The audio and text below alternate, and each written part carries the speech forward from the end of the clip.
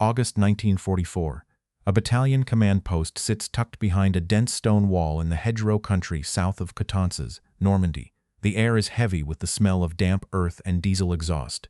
Inside the tent, a colonel stands over a map table, his fingers tracing a clean line through the valley floor. A young private stands across from him, holding a charcoal sketch of a ridgeline. The private points to 3 specific ink dots hidden in the brush. He explains that these are German anti-tank guns, camouflaged and waiting. The colonel does not look at the sketch. He does not look at the private. He simply picks up the paper and drops it into a waste bin without breaking his gaze from the map. He believes he knows the terrain better than the boy who crawled through it. It is a decision that will cost lives before the sun reaches its peak. This is the story of how George S. Patton responded when an officer's ego became more dangerous than the enemy. This is the story of what Patton did when a colonel ignored a scout because he was just a private. It is a moment that redefined how the Third Army looked at its own men. Before we continue, make sure you subscribe. We tell the World War II stories that show what happened when old hierarchies met new realities. These are the events that prove leadership is measured by results, not by the stripes on a sleeve. Private First Class Tommy Novak was 19 years old and came from the deep timber country of rural Wisconsin. Before the war, his life was measured by the seasons of the forest and the movement of game through the brush. He was a forward scout for his battalion, a role he earned because he could move through dense terrain without snapping a single dry twig. Novak had grown up hunting white-tailed deer in woods so thick you could barely see 10 feet ahead. He learned early on that survival depended on observing what was out of place. He noticed the way a bird took flight or the way a branch was bent unnaturally. To him, the war was just a larger, more lethal version of the tracking he had done since he was a boy.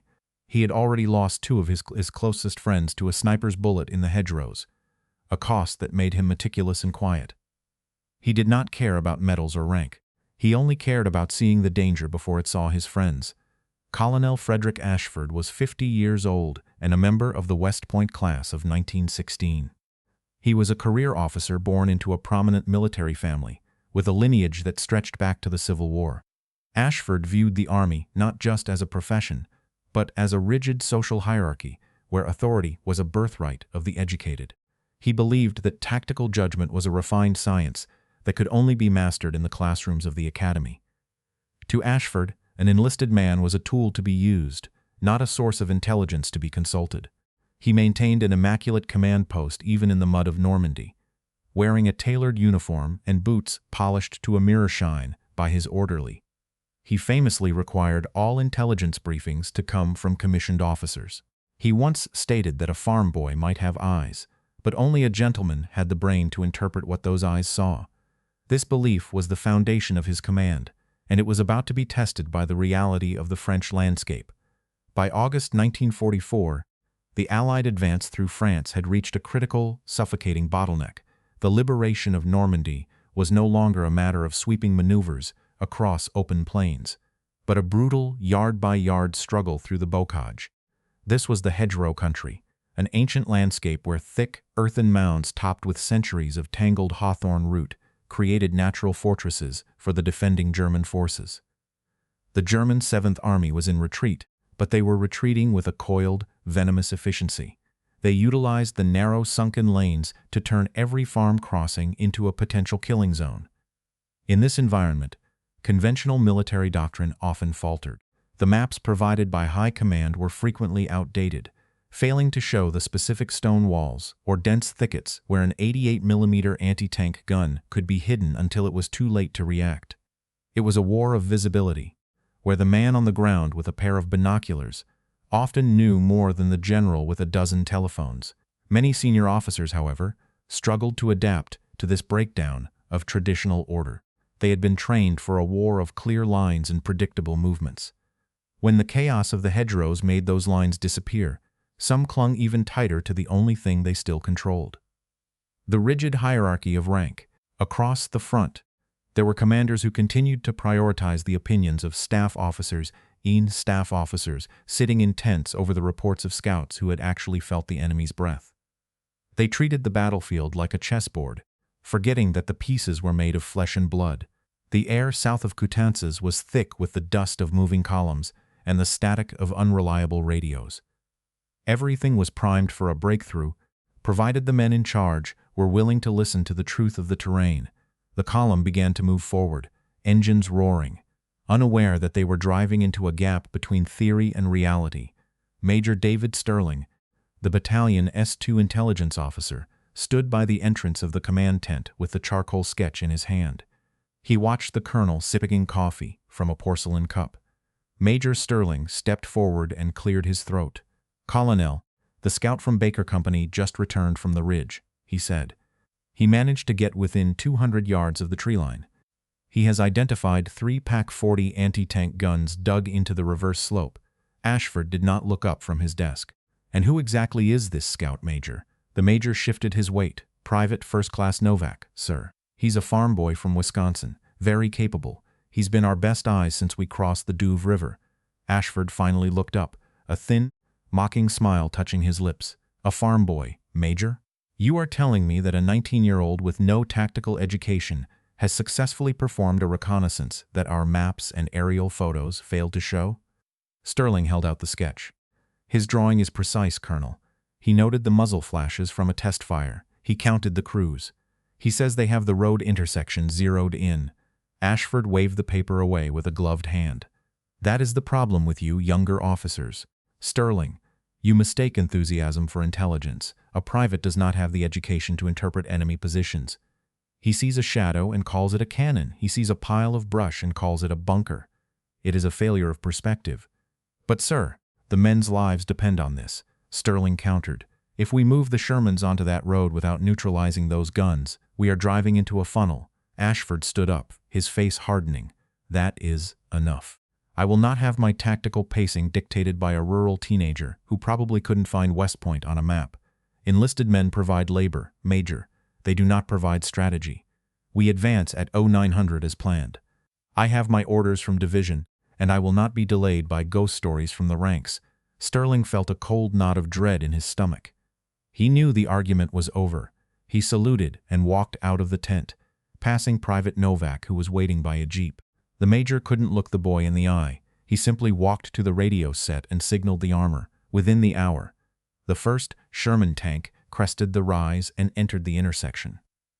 The report of the German guns was immediate. The first shell took the lead tank in the turret. The second hit the following tank in the fuel lines. 9 men died in 60 seconds, exactly where the private said they would. The report of the disaster reached Patton's headquarters within the hour. Patton arrived within the hour. His jeep screeched to a halt in the mud just yards from the still smoldering wreckage of the 2 Shermans. He stepped out unannounced, his helmet gleaming with 4 stars and his ivory-handled revolvers resting on his hips. The air was thick with the smell of roasted rubber and cordite. Every man in the vicinity snapped to attention, but Patton didn't look at them. He walked straight to the edge of the road, looked at the burning steel, and then looked at the ridgeline. He held a crumpled piece of charcoal-stained paper in his hand. Colonel Ashford emerged from the command post, his face pale but his uniform still remarkably clean. Patton did not wait for a salute. He held up the sketch Novak had drawn. "Colonel, did you see this report before you ordered the advance?" Patton asked. His voice was low, vibrating with a controlled, icy edge. Ashford cleared his throat and stood tall.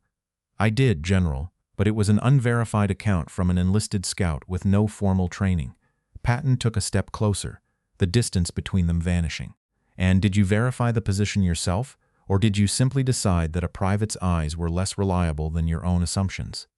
Ashford blinked, his voice wavering. "My staff officers did not report any movement, and I didn't think a farm boy had the education to read a German defense." Patton looked at the sketch again, then back at the burning tanks, where 9 men had just been incinerated. "So you chose to believe a diploma over a man who crawled through the dirt," Patton said. "You decided that, because this boy didn't spend 4 years in a classroom on the Hudson, he couldn't see a 3-inch gun barrel in a hedge. Look at those tanks. Ashford, that wasn't a tactical error. That was murder committed by a man too proud to listen to his own soldiers. You spent your career learning how to lead, yet you forgot the first rule of command. The man at the front knows more than the man at the rear." This boy from Wisconsin drew a map that was accurate to the meter. He gave you the keys to a victory, and you threw them in the trash because you didn't like the rank of the messenger. You think your stars make you smarter than the mud, but the mud is where the dying happens. You have two choices now, Colonel. You can admit to this entire battalion that your arrogance killed those men, or you can face a court-martial for criminal negligence. Either way, you are finished here. Ashford stood silent, his eyes fixed on the ground, unable to meet the general's gaze. The transition of power was immediate and absolute. Patton turned his back on him, signaling that the conversation was over. The punishment was as public as the failure had been. Patton ordered the entire battalion to form a hollow square in the muddy field, facing the two charred wrecks of the Sherman tanks. The air still tasted of iron and oily smoke. Colonel Ashford was made to stand at the center, stripped of his sidearm and his pride, holding the small, charcoal-smudged sketch that he had earlier tossed into a waste bin. Patton's voice didn't rise, but it cut through the idling of distant jeep engines like a blade. He ordered the colonel to read Private Novak's report aloud, every single word, including the descriptions of the terrain and the specific locations of the German guns. Ashford's voice trembled as he spoke the technical details he had once called the work of an uneducated boy. When the report was finished, Patton produced a list of 9 names. He made the colonel read each name slowly, followed by their hometowns and their ranks. The soldiers in the square stood in a silence so heavy it felt like a physical weight. They watched as their commander was forced to acknowledge the blood on his hands in front of the men he had led into an ambush. It was a visceral, mirroring act of justice. Ashford had ignored the private's words in private, so he was forced to honor them in the most painful publicity imaginable. Tommy Novak returned home to Wisconsin in late 1945. He didn't come back with a chest full of medals for bravery, but he carried something more permanent, a deep-seated belief that a man's worth was measured by his actions and not his pedigree. He married his high school sweetheart and worked for 30 years as a master carpenter, building homes with the same precision he had once used to sketch German gun emplacements. He never spoke about the war until his final years, and even then, he only mentioned the names of the 9 men who didn't make it out of that hedgerow. He died quietly in 1992, surrounded by his grandchildren in the same woods where he had first learned to track. Frederick Ashford's decline was less graceful.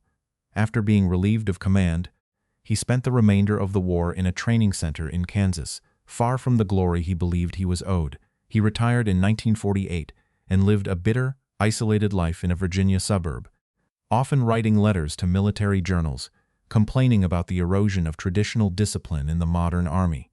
He died in 1966, still believing that the failure in Normandy was a fluke of fate rather than a consequence of his own pride. Patton himself rarely revisited the incident in his official logs, but he did keep a copy of Novak's sketch in a personal folder labeled Lessons. In a letter to his wife, Beatrice, he wrote that the greatest threat to an army isn't the enemy's fire, but the officer who thinks he is too big to listen to a private. Some historians argue that Patton's public humiliation of Ashford was an unnecessary display of grandstanding that undermined the traditional chain of command during a critical offensive. They suggest that such a public trial could have bred resentment among the officer corps and distracted from the immediate tactical objectives of the Third Army.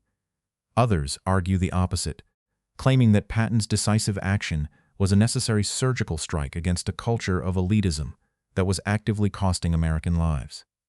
They believe his refusal to tolerate arrogance saved countless soldiers by validating the expertise of those on the front lines. What is certain is that Patton's order regarding scout reports fundamentally changed how intelligence was processed, ensuring that a man's observations were valued more than his rank. If you had been in Patton's position, would you have done the same, or would you have simply disciplined the colonel behind closed doors? Let us know in the comments. And if you want more stories about what happened when old hierarchies met new realities, make sure to subscribe.